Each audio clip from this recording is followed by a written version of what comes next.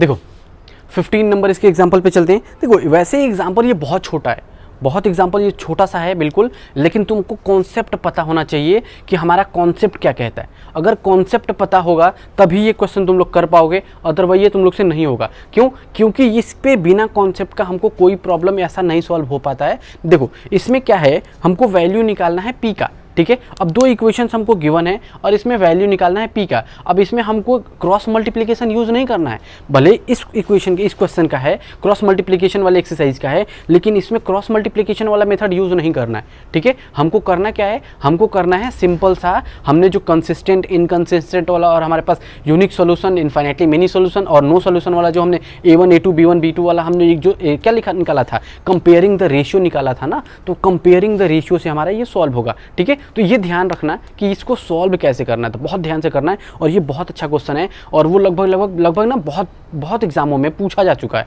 ठीक है। हमारे बोर्ड के पेपर में बहुत बार पूछा जा चुका है और लास्ट टर्म 2000 यहाँ पे 17 या 18 में पूछा गया था सेम ऐसे ही क्वेश्चन, जो कि RS अग्रवाल का एकदम डिट्टो क्वेश्चन था, जो कि मैंने यहाँ बच्चों को पढ़ाया भी था, ठीक है। और वह डिट्टो ही क्वेश्चन पूछा गया था। तो ये भी क्वेश्चन इस बार काफ़ी अच्छा वेटेज पे है कि हो सकता है इस बार पूछा जाए, क्योंकि कोरोना की वजह से थोड़ा सा सिलेबस रिड्यूस हुआ है और रिड्यूस होने की वजह से क्या है कि RS अग्रवाल से बहुत ज़्यादा क्वेश्चन नहीं पूछा जाएगा, क्योंकि बच्चे उतना शार्प से पढ़ नहीं पा रहे हैं अभी, ठीक है। तो जितना उनसे कॉन्सेप्ट क्लियर हो पा रहा है, तो इस बार मैक्सिमम जो क्वेश्चन बनेंगे वो NCERT के थ्रू ही बनेगा। अब ऐसा नहीं कि RS अग्रवाल, RD शर्मा ऐसे बहुत वहाँ से क्वेश्चन बन सकते हैं, लेकिन कॉन्सेप्ट हमारा जो उठेगा वो NCERT से ही उठेगा, ठीक है। तो ध्यान रखना, ऐसा क्वेश्चन बहुत इंपॉर्टेंट होता है, ठीक है। तो चलो अब क्वेश्चन एग्जांपल नंबर पढ़ो जरा 15। तो क्या कह रहा है हमारे पास कि for which value of p does the pair of equation given below has a unique solution. अब देखो हमारे पास दो पेयर दे रखा है इक्वेशन का।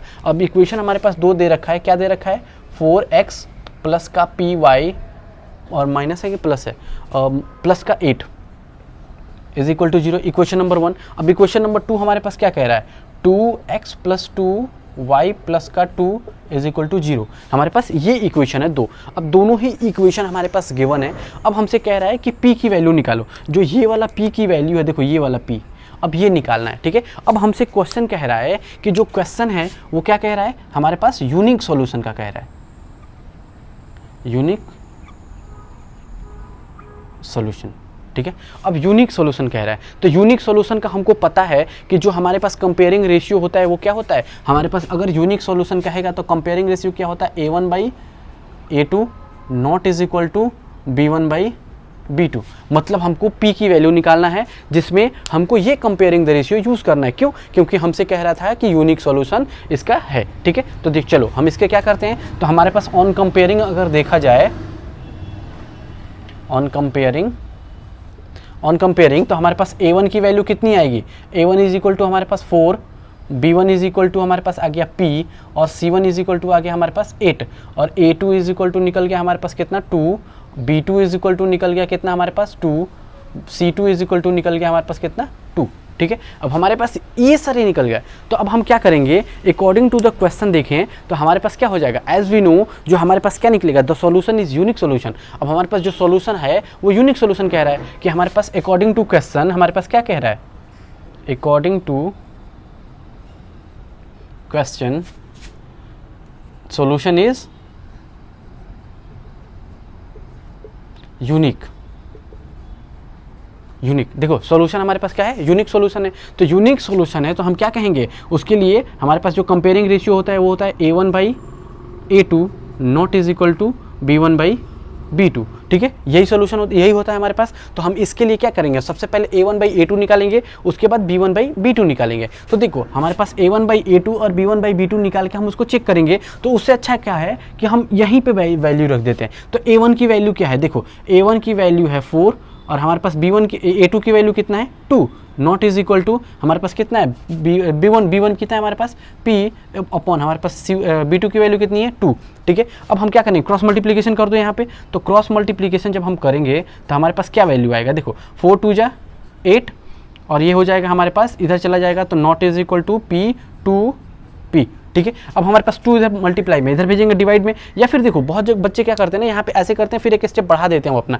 तो क्या करो, इसको करो ही नहीं, सिर्फ इस वाले को डायरेक्ट इधर मल्टीप्लाई कर दो। तो मल्टीप्लाई करेंगे तो ये अपॉन में 2 तो है ही, तो देखो 2 1 जा 2, 2 4 जा 8, मतलब हमारे पास निकल के क्या आया, हमारे पास आया P naught is equal to 4। अब देखो हमसे पूछा गया था P की वैल्यू बताओ जिस पे हमारे पास क्या हो, यूनिक सॉल्यूशन निकल जाए। मतलब ये कि अगर P की वैल्यू अगर हम निकालें तो ये नॉट इज इक्वल टू में क्यों, रीज़न क्या है कि नॉट इज इक्वल टू में आया, तो मतलब ये हमसे कह रहा था कि P की वैल्यू, तो अब कह रहा है इसमें कि जब हम ये वाला वैल्यू निकालें तो इससे हमको क्या समझ में आ रहा है कि the value of P is हमारे पास क्या हो जाएगा, एक्सेप्ट 4, हमारे पास जितने नेचुरल नंबर हैं सब के सब पॉसिबल हैं एक्सेप्ट कितना 4। तो हम इसके लिए क्या लिख सकते हैं, therefore all value of P, चाहे जितने नेचुरल नंबर हैं सभी के वैल्यू जितने भी पॉसिबिलिटी हो जाएंगे, जितने भी कुछ रख लो सबके लिए यूनिक सॉल्यूशन निकलेगा एक्सेप्ट किस पे, 4 पे। अगर हम P की वैल्यू क्या करें 4 रखें तो हमारे पास इनफाइनेटली मेनी सॉल्यूशन आ सकता है या फिर नो सॉल्यूशन आ सकता है।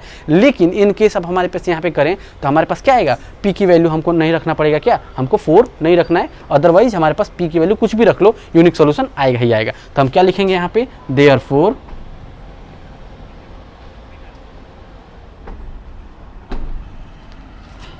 फॉर और वैल्यू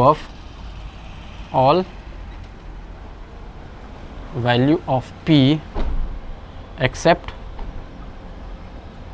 4 the solution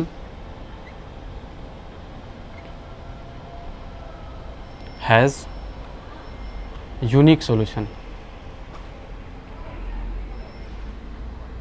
ठीक है, ये हो गया हमारे पास इसका आंसर। तो ध्यान रखना कि कहेगा अगर यहाँ पे ना कि तुमको क्रॉस मल्टीप्लिकेशन में आ गया और हमसे कहेगा कि ऐसा कुछ निकालो, तो अब तुमसे ये तो कहेगा नहीं ना एग्जाम में जाके, पेपर में तुमको कैसे पहचानोगे कि हमको इसको क्रॉस मल्टीप्लिकेशन का है या फिर किससे, तो तुमको कॉन्सेप्ट क्लियर होना चाहिए। यहाँ भले ही क्रॉस मल्टीप्लिकेशन वाले एक्सरसाइज में दिया है, तो कॉन्सेप्ट क्लियर अगर होगा तो तुम ये कर सकते हो। ठीक है, तो कॉन्सेप्ट हमेशा ही क्लियर रखो कि हमारे पास यूनिक सोल्यूशन कब होता है, इनफाइनाइट मेनी सोल्यूशन कब होता है, हमारे पास नो सोल्यूशन कब होता है, कंसिस्टेंट कौन सा होता है, इनकंसिस्टेंट कौन सा होता है, ये ध्यान रखना कि ये होता कैसे। ठीक है, तो सिर्फ प्रोसेस पे ध्यान दिया करो, कॉन्सेप्ट पे ध्यान दिया करो, ना कि वीडियो को देखो और यहाँ पे जितने भी स्टेप दिए गए हैं उसको रट लो।